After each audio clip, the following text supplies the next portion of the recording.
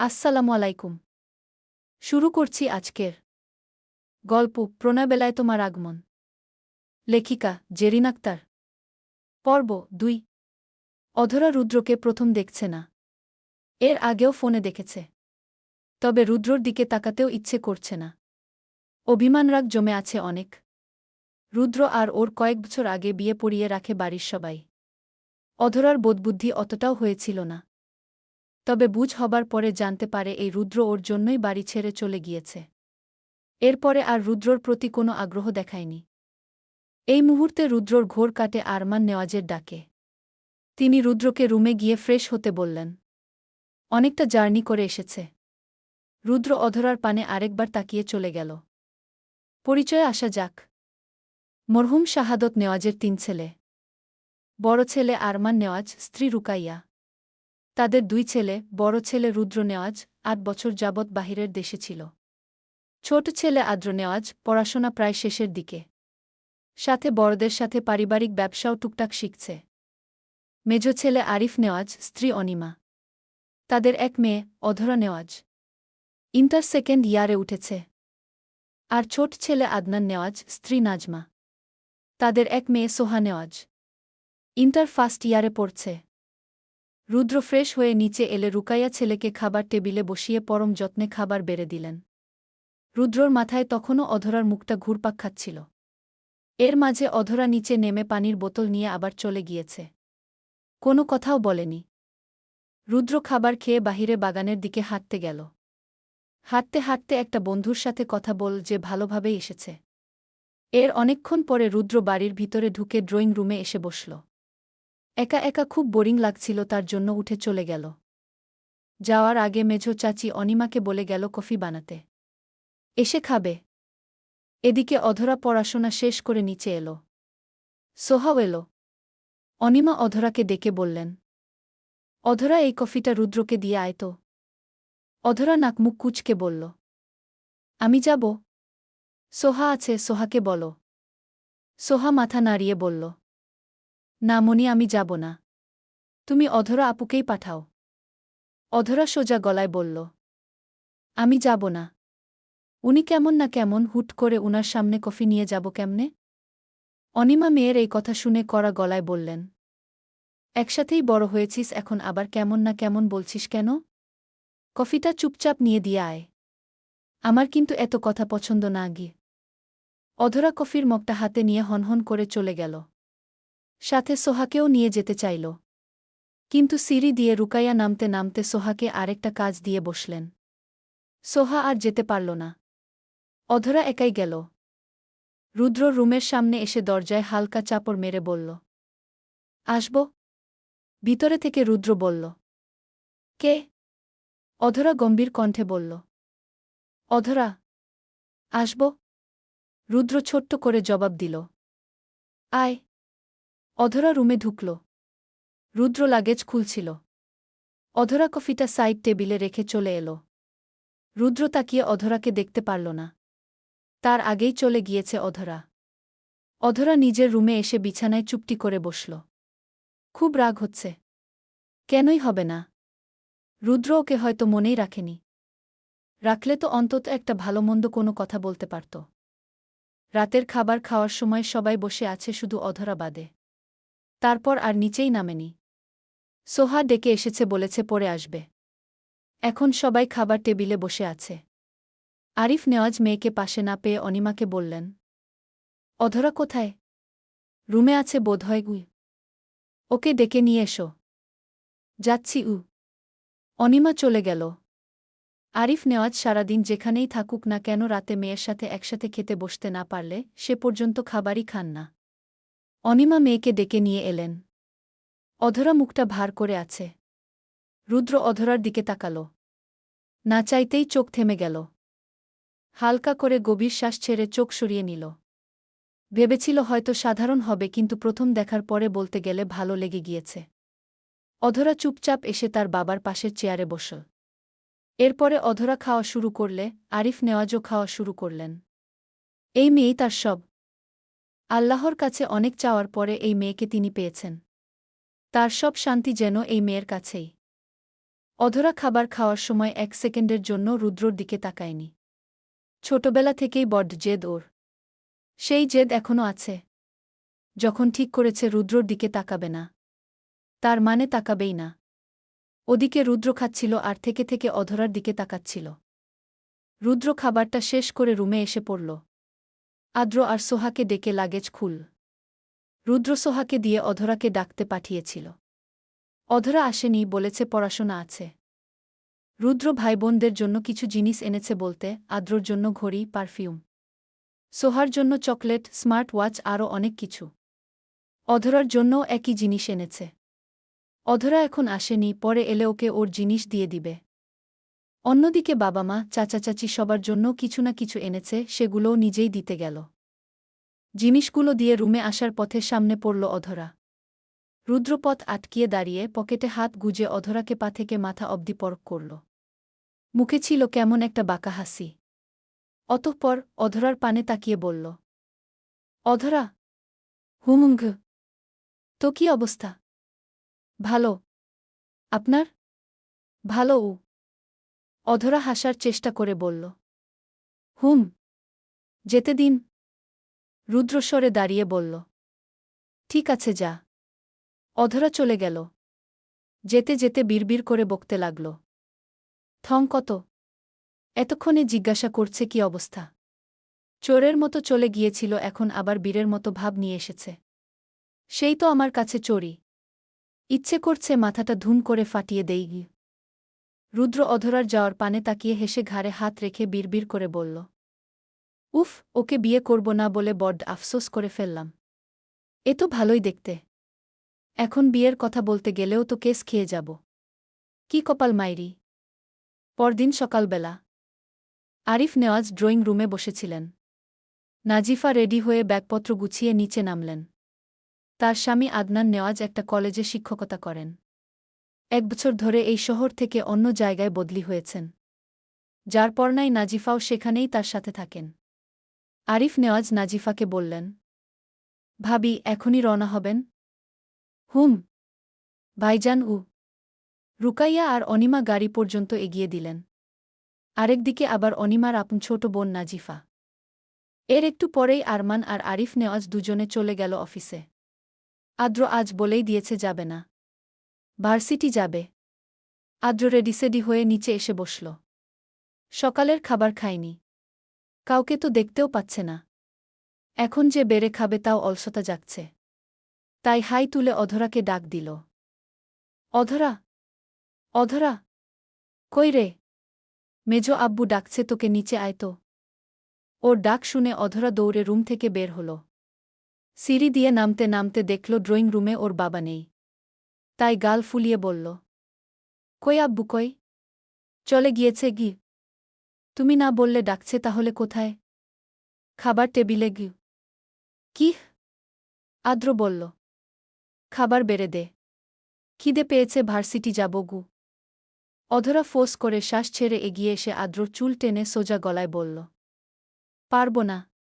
তুমি মাঝে মাঝেই এমন করো, আব্বুর কথা বলে ডেকে এনে কাজ করতে বলো। আদ্র মাথায় হাত দিয়ে একটু পাম দিয়ে বলল, আরে এমন করিস কেন? আমি তোর বড় ভাই লাগি না? বড় ভাই হিসেবে তো 3 বেলা বেড়ে খাওয়াতে পারিস কে? অধরা ঝাড়ি মেরে বলল, পারব না।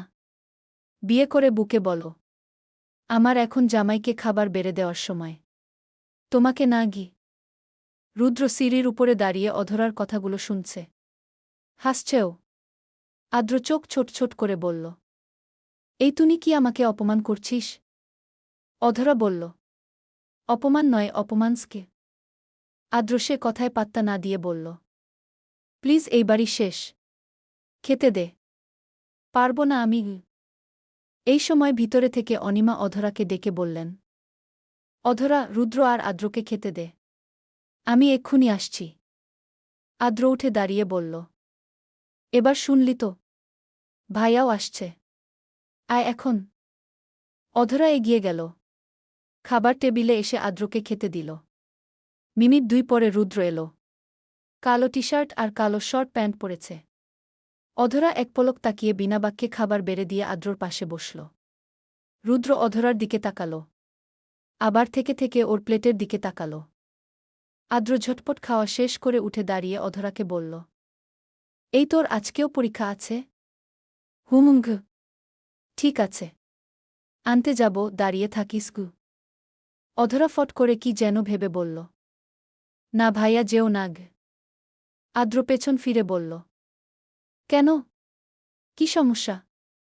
অধরা একবার রুদ্রের দিকে তাকাল, আবার আদ্রর দিকে তাকিয়ে হেসে বলল, আসলে তোমার কষ্ট করে যেতে হবে না, বান্ধবীরা সাথে আছে তো উ। ঠিক আছে, আমারই ভালো উ। আদ্র বেরিয়ে গেল।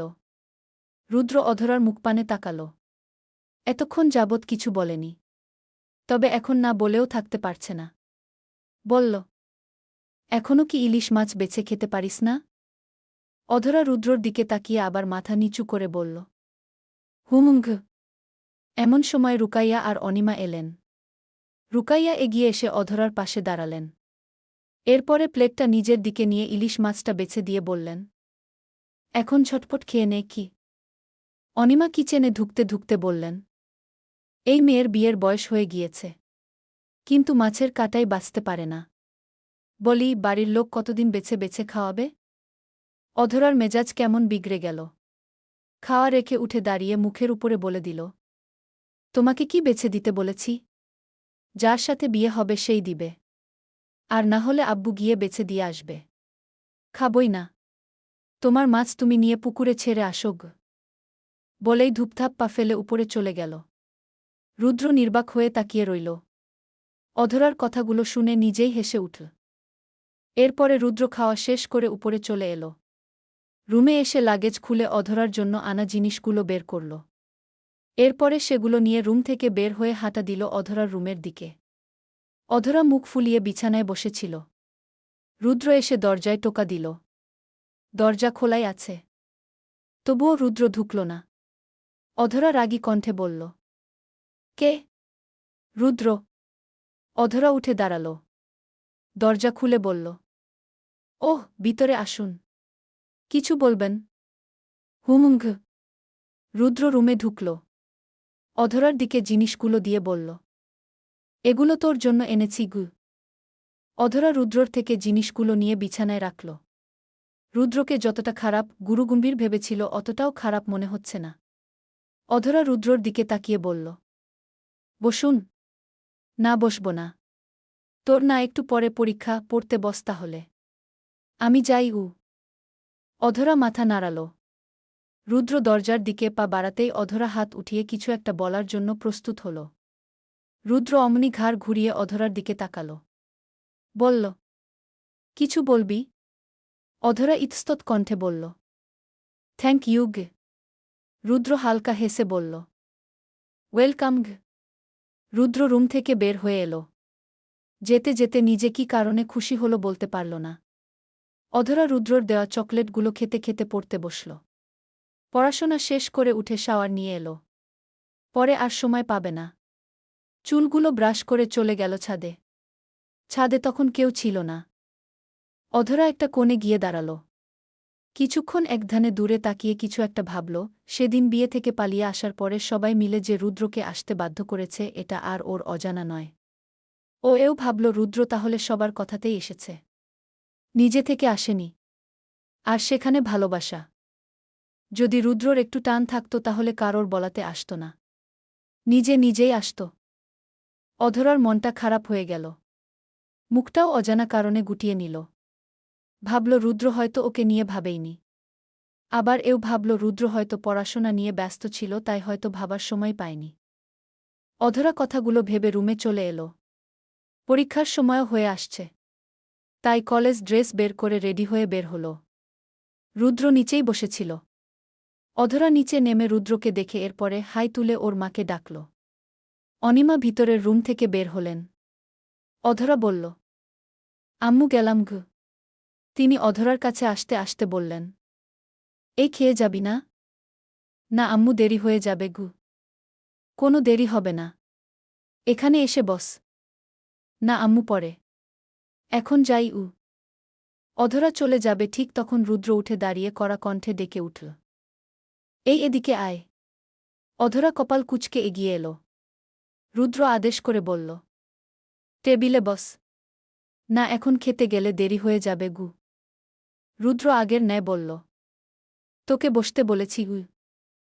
অধরা ফোঁস করে শ্বাস ছেড়ে খাবার টেবিলে এসে বসল। আবার রুদ্রর দিকেও তাকাল। রুদ্র ওর মেজ আম্মুকে বলল, মেজ আম্মু, ওকে খেতে দাও, দেখি ও কেমন করে চলে যায়। অধরা গোল গোল চোখে তাকিয়ে রইল। এই প্রথম ওর মায়ের পরে কেউ ওর উপর হুকুম করে বসল। একবার রেগে গেল, আবার নিশ্চুপ হয়ে গেল। অতঃপর খাওয়া করেই উঠল। ও বাড়িতে থেকে বের হয়ে পরীক্ষার হল পর্যন্ত শুধু রুদ্রর কথাই ভেবে গেল। একদিন ধরে এসে ওর উপরে কেমন জোর দেখাচ্ছে। বিকেলের দিকে রুদ্র ছাদে বসেছিল। আদ্র এসে বসে ওর সাথে। টুকটাক কথা হতে হতে রুদ্র ভাবুক গলায় আদ্রকে বলল, আদ্র, তোকে একটা কথা জিজ্ঞাসা করব, সঠিক উত্তর দিবি গু? হ্যাঁ, বলো। রুদ্র নিরেট কণ্ঠে বলল। অধরা কাউকে ভালোবাসে নাকি? আদ্র অবলীলায় বলল, না, ও কাউকে ভালোবাসে না, আর না কাউকে ভালোবাসতে পারবে গি। রুদ্র কপাল কুঁচকাল। কেন পারবে না? ও তো তোমা। আদ্র কিছু একটা বলতে গিয়ে থেমে গেল। কথা ঘুরিয়ে বলল, এসেছ, অধরাকে সামনে থেকে দেখো, এরপরে একাই বুঝতে পারবে। রুদ্র ছোট্ট করে উত্তর দিল, হুম। এর পরপরই আদ্র বলল, একটা কথা কি না বলে থাকতে পারলাম না। অধরা না খুব চাপা স্বভাবের। একটা জিনিসের জন্য মরে যাবে, তবুও বলবে না ওই জিনিসটা আমার লাগবে। তবে মনের দিক থেকে ওর মতো মানুষ হয় না গে। রুদ্র মুচকি হেসে গভীর শ্বাস ছেড়ে মনে মনে বল, যাক, রাস্তাটা ক্লিয়ারই আছে। প্রায় সন্ধ্যা, অধরার এখনও ফেরার নাম নেই। পরীক্ষা শেষ 4টায়। বের হতে না হয় 20 মিনিট, আর বাড়িতে আসতে 20 মিনিট। এরপরেও আরও 25 মিনিট পেরিয়ে গিয়েছে। তাহলে এত দেরি হচ্ছে কেন? রুদ্র ওর আসার অপেক্ষায় ড্রয়িং রুমে বসেছিল।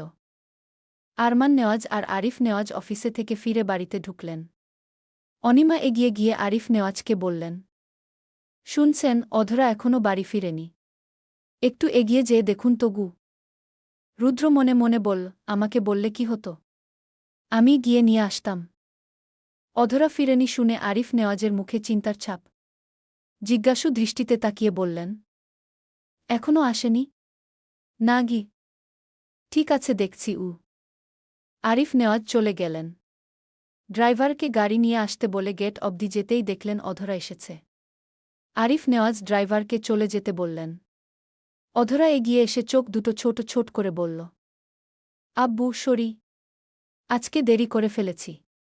আসলে ওই জুই, রাইমা ওদের সাথে হেঁটে আসতে গিয়ে দেরি হয়ে গিয়েছে গু।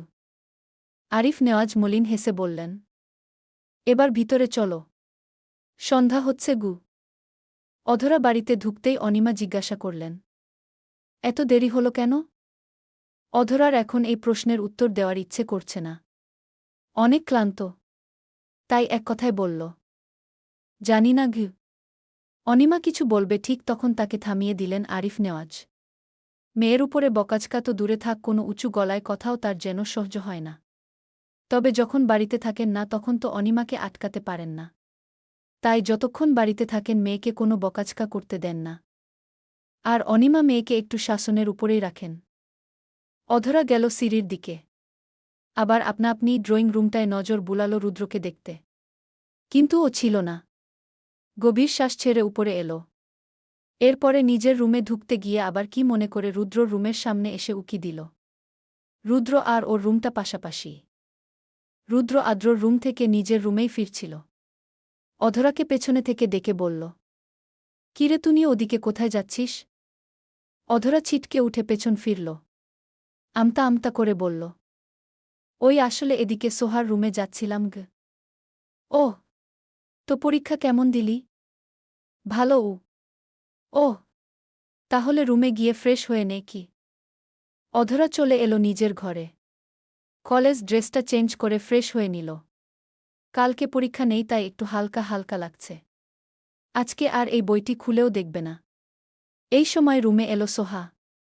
ও এসে অধরার মুখটা শুকনো দেখে বলল, আজকেও ওই রাকিব ডিস্টার্ব করেছে, তাই না? তাই দেরি হলো আসতে? অধরা তপ্ত শ্বাস ছেড়ে বলল, হুম। ধুর, ভালো লাগে না প্রতিদিন। কাউকে বলতেও পারছি না গি। সোহা অধরার হাতে হাত রেখে বলল, মেজো আব্বুকে বলে দাও। না, বলা যাবে না। আব্বু ওকে মেরেই ফেলবে গি। কিন্তু ও যে প্রতিদিন তোমাকে ডিস্টার্ব করে গি। অধরা আবারও তপ্ত শ্বাস ছেড়ে বলল, থাক, বাদ দে গি। আজকে বাদ দিলাম। কিন্তু এরপরে যদি ডিস্টার্ব করে আমি নিজেই বলে দিব গো। ঠিক আছে বলিস। আর কালকে তোর পরীক্ষা আছে? না। তোমার আছে? না। সোহা খুশি হয়ে বলল, তাহলে তো ভালোই হলো। চলো কালকে কোথাও ঘুরতে যাই। কোথায় যাবি? পার্কে যাবে? ঠিক আছে গি। কি পরে যাবে? অধরা কিচেই সূচক শব্দ করে বলল, এখন এগুলো ভাবতে ভালো লাগছে না। পরে ঠিক করব। আর শোন, এই কথা যেন আদ্র ভাইয়ের কানে না যায়। তোর তো আবার আদ্র ভাইকে না বললে রাতের ঘুম হয় না। যদি ভাইয়ার কানে খবর যায় তাহলে তোর খবর আছে গি। সোহা মেয়েলি হেসে বলল, আরে না, বলবো না গি। সোহা অধরার সাথে কথা বলে চলে এলো। সামনে দেখা হলো আদ্রর সাথে। আদ্রকে দেখেই বলল, ভাইয়া কালকে ফ্রি আছো? না কেন? ভাবছিলাম কালকে ঘুরতে যাব। আদ্র ওর থেকে কথা বের করতে হেসে বলল, ওহ, ভালোই তো। কোথায় যাবি বলিস? তোদের ফুচকা খাওয়ার টাকা না হয় আমিই দিব গো।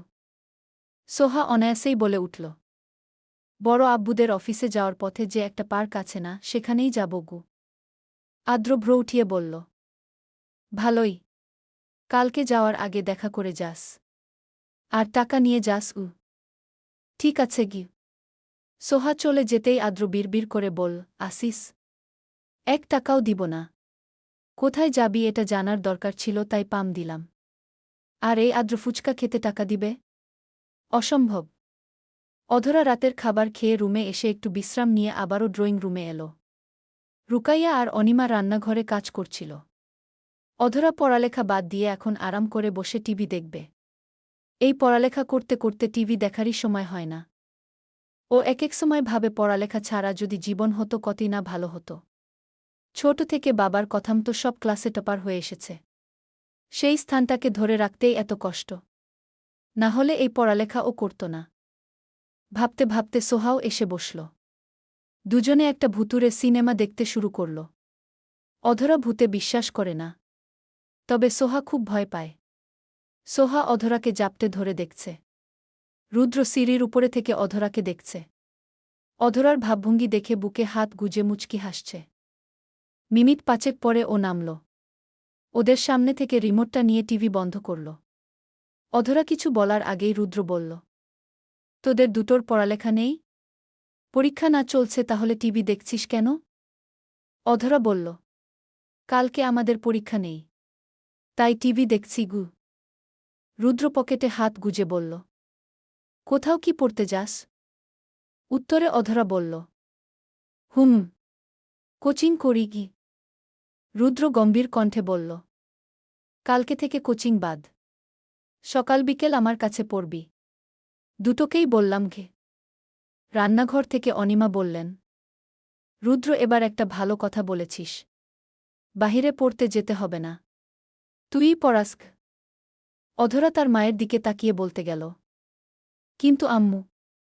অনিমা মেয়ের উদ্দেশ্যে কড়া গলায় বললেন, কিসের আম্মু? রুদ্রর কাছেই পড়বি গে। অধরা খুব কষ্টে মুখ থেকে শব্দ বের করল, ঠিক আছে, পড়ব। অনিমা আর রুকাইয়া চলে গেলেন। রুদ্র সোফায় বসল। অধরা আর সোহা ওদের মতো টিভি দেখছে। রুদ্র হুট করে সোহাকে ডেকে বলল, এই এখানে আয়। সোহা উঠে রুদ্রর পাশে এসে দাঁড়াল। রুদ্র বলল, মাথাটা খুব ধরেছে, একটু টিপে দে তো। সোহা রুদ্রর মাথায় হাত দিয়ে টিপে দিতে শুরু করল। কিন্তু রুদ্রর কোনো আরাম লাগছে না। তাই বলল, না, হচ্ছে না। এই অধরা, তুনি আয় তো। অধরা চোখ ছোট ছোট করে বলল, আমি? হুমুঙ্ঘ। অধরা উঠে এলো। সোহা গিয়ে নিজের জায়গায় বসল। রুদ্র গা এলিয়ে দিল। অধরা রুদ্রর পেছনে এসে দাঁড়াল। রুদ্রর দিকে তাকিয়ে রইল। খুব কাছে থেকে দেখছে। বুকের ভিতরে কেমন ধুকবুক ধুকবুক করছে। মাথায় হাত দিতেও ইতস্তত লাগছে। অতঃপর আলতো করে রুদ্রর মাথায় হাত রাখল। রুদ্র এবার কিছু বলল না। ভালোই লাগছে ওর। দেখতে দেখতে আধঘণ্টা পার হয়ে গেল। অধরার হাত ব্যথা করছে। বলতেও পারছে না, শীতেও পারছে না। রুদ্র চোখ বন্ধ করে আছে। সোহা তো টিভিই দেখছে। আরও মিনিট 5 গেল এভাবেই। রুদ্র ঘুমিয়ে গিয়েছে কিনা দেখতে অধরা রুদ্রর কানে সুরসুরি দিল। রুদ্র চোখের পাতা খুলে বলল, ঘুমায়নি গিয়ে? অধরা হাসার চেষ্টা করে বলল, না মানে দেখছিলাম আর কি ঘুমিয়ে গিয়েছেন কি না গে। তোর ঘুম পাচ্ছে? না গি। রুদ্র পুনরায় চোখ বন্ধ করে বলল, যা এখন যাব? হুমুঙ্ঘ। অধরা তৎক্ষণাৎ সোহাকে টান দিয়ে নিয়ে চলে গেল। সিঁড়ি দিয়ে যেতে যেতে রুদ্রর দিকেও তাকাল। রুদ্র ঘাড় ঘুরিয়ে সেদিকে তাকাল। চোখে চোখ পড়তেই অধরা দৃষ্টি নিচের দিকে নিয়ে চলে গেল। যা দেখে রুদ্র অগোচরে হাসল। ওদের যাওয়ার পরেই আদ্র নামল। ও রুদ্রকে হাসতে দেখে জিজ্ঞাসা করল, ভাইয়া একা একা হাসছ যে? রুদ্র বসতে ইশারা করে বলল, বলছি বস। আদ্র বসল। রুদ্র বলল, একটা গান আছে না, আমি সামনে পিছে না ভাবিয়া একই করিলাম, নিজের পায়ে নিজেই আমি কুড়াল মারিলাম গে। আদ্র কপাল কুঁচকে বলল, মানে? রুদ্র হেসেই বলল, আমি অধরাকে না দেখে বিয়ে করতে চাইনি। বাবার কাছে 1 মাসের সময় নিয়ে এসেছি। ভেবেছি ঘুরব ফিরব চলে যাব। তবে এসে অধরাকে দেখার পরে মনে হচ্ছে নিজের পায়ে নিজেই আমি কুড়াল মেরেছি। এখন কি অধরা ভালোবাসবে আমায়? মনে তো হয় না। আদ্র খুশি হয়ে বলল, এতে আবার কুড়াল মারার কি আছে? তুমি চেষ্টা করে যাও, ভালোবাসবেই। ও যে রাগী জেদি, এই নিয়ে একটু চেষ্টা বেশিই করতে হবে। ওর পছন্দের জিনিসগুলো ওর সামনে বারবার করতে হবে। আর আমি তোমার পাশে আছি। রুদ্র আয়েসি ভঙ্গিতে বসে বলল, আছিস তো ভালো, কিন্তু ওকে পটাবো কি করে? ওর কি পছন্দ, ও কি খেতে পছন্দ করে কিচ্ছু তো জানি না গে। আদ্র কনফিডেন্স নিয়ে বলল, আমি জানি, তোমার কোনো চিন্তা নেই। আর শুনলাম কালকে নাকি দুজনে ঘুরতে যাবে। যাওয়ার প্ল্যানটা সিক্রেট রেখেছে গি। এই কথা শুনতেই রুদ্রর মুখে এক ঝিলিক বাঁকা হাসি ফুটে উঠল।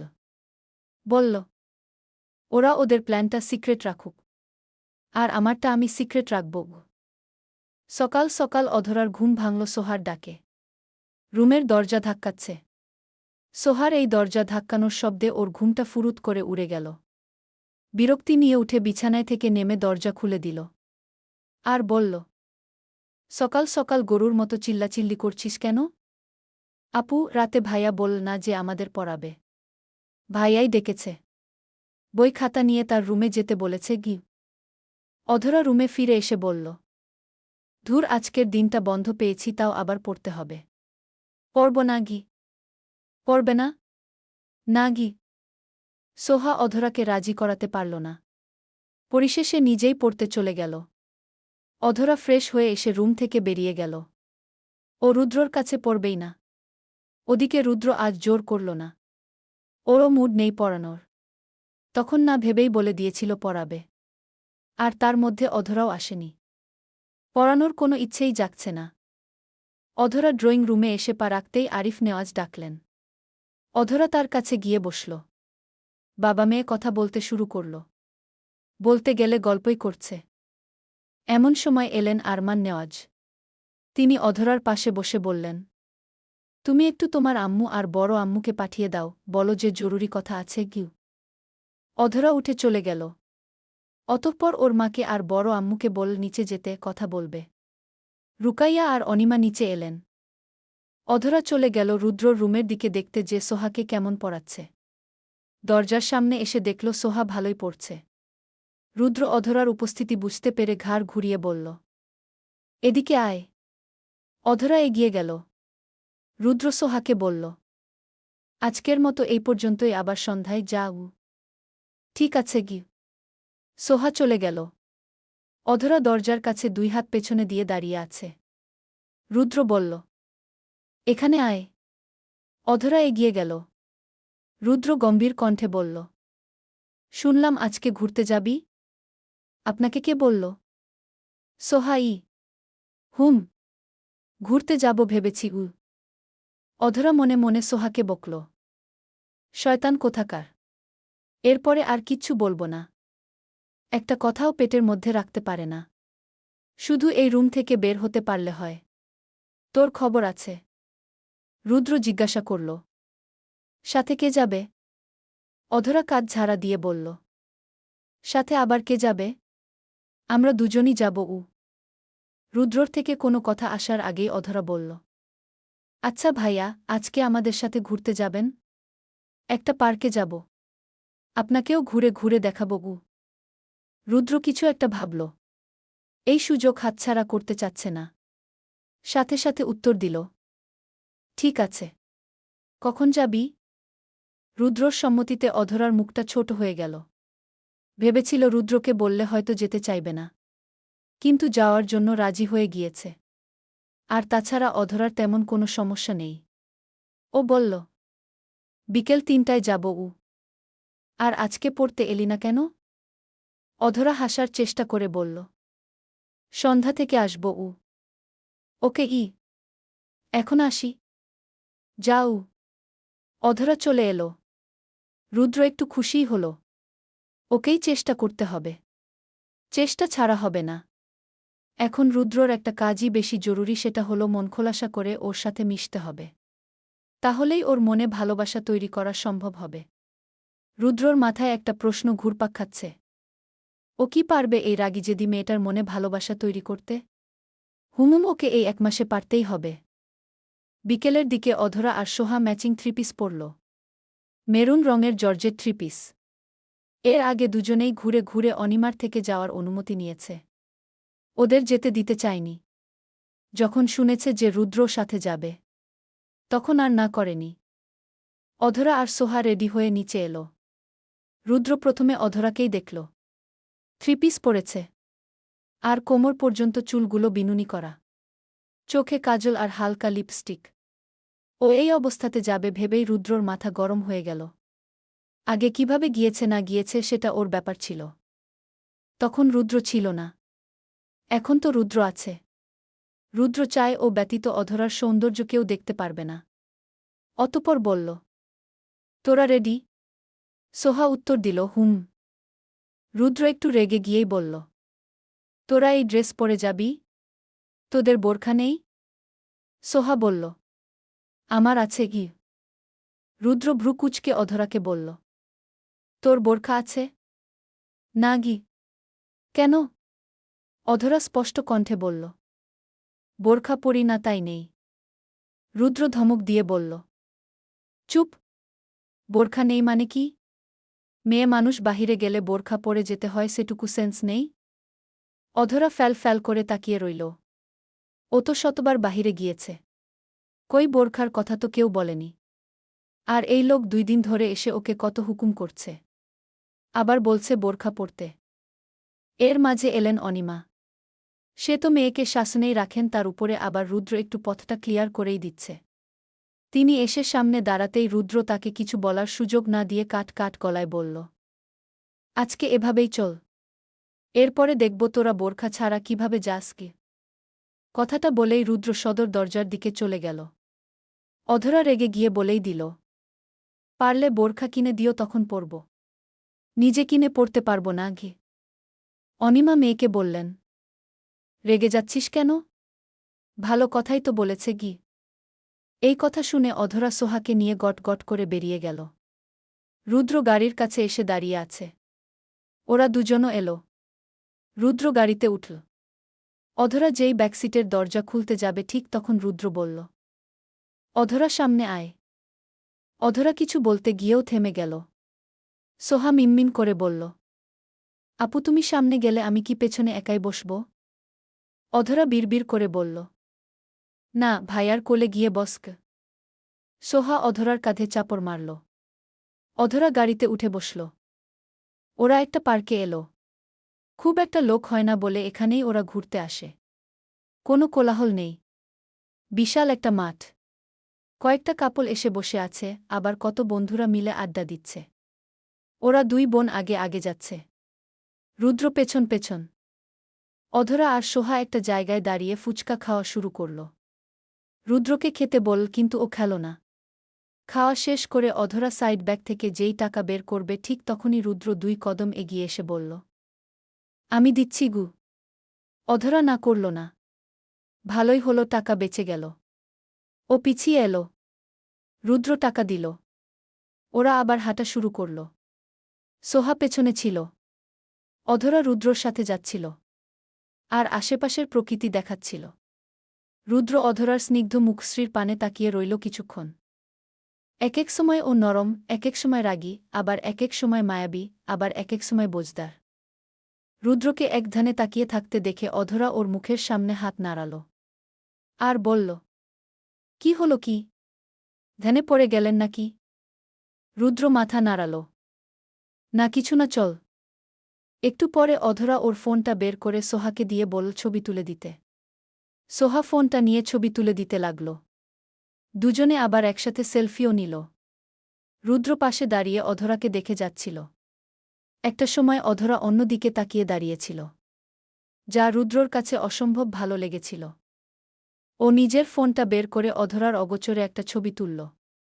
ছবিটা এতই ভালো লেগেছে যার জন্য সেই ছবিটা সাথে সাথে হোম ওয়ালপেপার দিয়ে রাখল।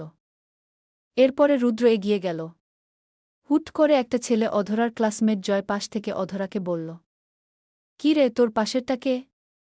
অধরা কিছু বলার আগেই জয় বলল, বাব্বাহ, প্রেম করিস দেখি। রাকিব এমনেই দেবদাস, তারপর তো আরও দেবদাস হয়ে যাবে উ। অধরা রুদ্রর দিকে তাকিয়ে শুকনো ঢোক গিলে জয়কে ঝাড়ি মেরে বলল, কী সব বলছিস? উনি আমার বড় ভাই উ।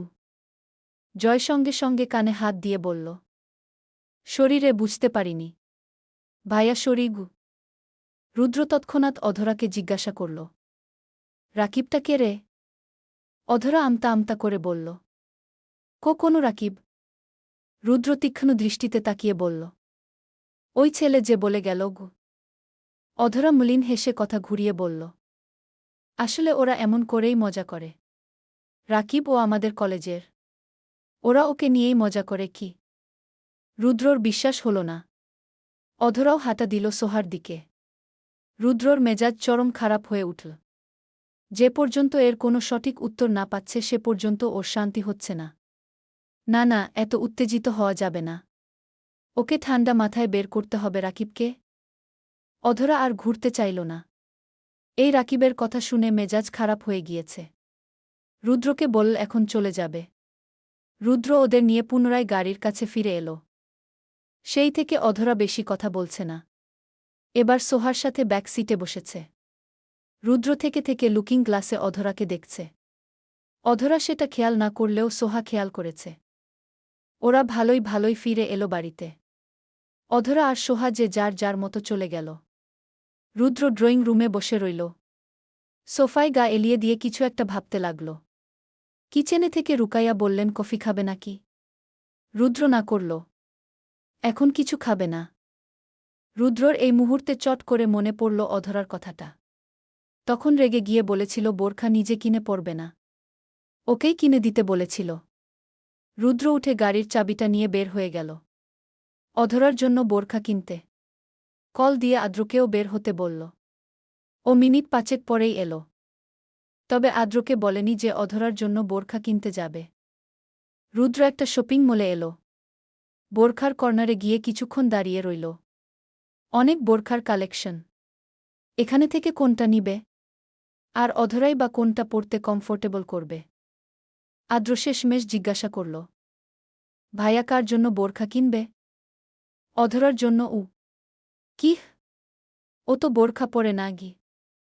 রুদ্র গা ছাড়া ভাব নিয়ে বলল, আগে পরেনি সেটা বাদ, এখন থেকে পরবে গি। আদ্র চোখ ছোট ছোট করে বিড়বিড় করে বলল, আসলেই পরবে ও? রুদ্র কিছু একটা ভেবে বলল, এই অধরার নাম্বার আছে? দে তো, কল দিয়ে জিজ্ঞাসা করি কোনটা পছন্দ উ। আদ্র অধরার নাম্বারটা দিল। রুদ্র কল দিতে গিয়েও দিল না। ফোনটা পকেটে ভরে নিজেই দেখে দেখে বোরখা নিল। একের পর এক নিতেই থাকল। আদ্র বড় ভাইয়ের কান দেখে বলল, এই তুমি কি পুরো দোকানই নিবে? ও এতগুলো পরে শেষ করবে কেমন করে? দিনে রাতে ঘুরতে ফিরতে উঠতে বসতে যেখানে যাবে সব জায়গায় বোরখা পরবে। আদ্র হতবাক ভাইয়ের কথা শুনে।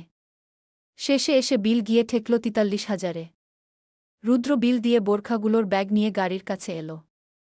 অনেকগুলো ব্যাগ হওয়ায় আদ্র বলল, এগুলো বস্তায় ভরে নিয়ে গেলে মন্দ হবে না গি? রুদ্র ঘাড় ঘুরিয়ে বলল, কি বস্তা? হুম, থাকো আমি ব্যবস্থা করছি। আদ্র চলে গেল। রুদ্র আদ্রর কথা শুনে আরও অবাক। এক ভাইয়ে বোরখা কিনল, আরেক ভাইয়ে সেগুলো বস্তায় করে নিবে। রাত তখন ৮টা। আরমান নেওয়াজ ড্রয়িং রুমে বসে ফোন স্ক্রোল করছেন। পাশে আরিফ নেওয়াজও ফোন স্ক্রোল করছেন। এর কয়েকদম দূরে রুকাইয়া বসে বসে সুইসুতো দিয়ে রুমালে ডিজাইন তুলছেন। অবসর সময়ে তিনি টুকিটাকি এমন কাজ করেন। অধরা নিচে নামল। নিশ্চুপ পায়ে এসে আরিফ নেওয়াজের পাশে দাঁড়াল। আরিফ নেওয়াজ মাথা তুলে মোলায়েম কণ্ঠে বললেন, আম্মু, আব্বু কফি খাবে? কফি আনি? আরিফ নেওয়াজ হেসে বললেন, ঠিক আছে গি। অধরা খুশি হয়ে চলে গেল কিচেনে। রুকাইয়া হাতের কাজ ফেলে উঠে দাঁড়িয়ে অধরার উদ্দেশ্যে বললেন, আমি আসব না বড় আম্মু, আমি পারব। অধরা সচরাচর কিচেনে ঢুকে না। শুধু তার বাবার জন্য কফি বানাতেই ঢুকে। আর দ্বিতীয়ত কোনো কাজেই কিচেনে ঢুকে না। অধরা কফি বানিয়ে নিয়ে এল। এরই মাঝে বাড়িতে ঢুকল রুদ্র, আদ্র। সবার নজর ওদের দুজনের দিকেই। আর সবচেয়ে বড় আকর্ষণ হল আদ্রর কাছে একটা বস্তা। সবাই অবাক আবার কৌতূহল যে ওই বস্তার ভিতরে কি আছে। অধরা এগিয়ে গিয়ে আদ্রকে বলল, এই ভাইয়া এটাই কি এনেছ? আদ্র হেসে বলল, ভাইয়া এনেছে ঘি। আরিফ নেওয়াজ বললেন, কি এটার মধ্যে? রুদ্র বস্তার মুখ খুলে একটা বোরখার প্যাকেট বের করল। অধরার দিকে এগিয়ে দিল। অধরা ভ্যাবাচ্চাকা খেয়ে গেল। অতঃপর হাতে নিল। রুদ্র ওর হাতের উপরেই বোরখার পিরামিড সাজাল। শেষ হচ্ছে না। অধরা বলল, এগুলো কিসের? উত্তরে রুদ্র বলল, এগুলো বোরখা। তোর জন্য। এই শুনে আরমান নেওয়াজ, রুকাইয়া আর আরিফ নেওয়াজ হতবাক। হা হয়ে তাকিয়ে রইলেন। অধরা বিষম খেয়ে উঠল। রুকাইয়া এসে বললেন, রুদ্র এতগুলো বোরখা কেন? রুদ্র অবলীলায় বলে উঠল, অধরার বোরখা নেই, তাই ওর জন্য এনেছি গ। আরিফ নেওয়াজ বললেন, তাই এতগুলো? রুদ্র বলল, আমি তো আর ওর পছন্দ জানি না, তাই যেটা ভালো লেগেছে সেটাই নিয়ে এসেছি। আরিফ নেওয়াজ অবাক কণ্ঠে বললেন, কয়টা বোরখা এখানে? পাশ থেকে আদ্রফট করে বলল, মেজো আব্বু 18টার মতো হবে, সাথে আবার ম্যাচিং স্কার্ফ ওড়না গ। অধরা মনে মনে বলল, বাব্বাহ, আমার কথা আবার উনার কানেও গিয়েছিল তখন। তাই বলে এতগুলো বোরখা। 10টা হলেও ভালো ছিল, কিন্তু এতগুলো ও পরবে কখন? অধরাকে ভাবলেশ হয়ে থাকতে দেখে আদ্র ওকে একটু ধাক্কা দিল। অধরা ঘোর থেকে বেরিয়ে এল। আদ্র বলল, কিরে, কোথায় হারালি? এগুলো গুছিয়ে উপরে যা গু। রুকাইয়া হেসে বললেন, এরা সবটা ঝোঁকে চলে, মাথায় যা আসে তাই করে। এর থেকে অধরাকে সাথে নিয়ে গেলেই তো হতো, ওর নিজের পছন্দমতো আনতে পারত। অধরা সে কথায় পাত্তা না দিয়ে রুদ্রকে বলল, ভাইয়া, এখানে থেকে সোহাকে দিবনি? রুদ্র মাথা নাড়িয়ে হেসে বলল, ঠিক আছে দিস। আরিফ নেওয়াজ পুনরায় বসলেন। আরমান নেওয়াজ তখনও হতবাক হয়ে দাঁড়িয়ে রয়েছেন। তিনি ছেলের দিকে তাকিয়ে বললেন, রুদ্র, উপরে এসো তো একটু, কথা আছে। রুদ্র ওর বাবার দিকে তাকিয়ে বলল, সিরিয়াস কিছু? হুম, এসো। গল্প ভালো লেগে থাকলে অবশ্যই একটা কমেন্ট করে যাবেন আর সাবস্ক্রাইব করে রাখবেন, যাতে পরের পর্ব পোস্ট করার সাথে সাথে আপনি পেয়ে যান।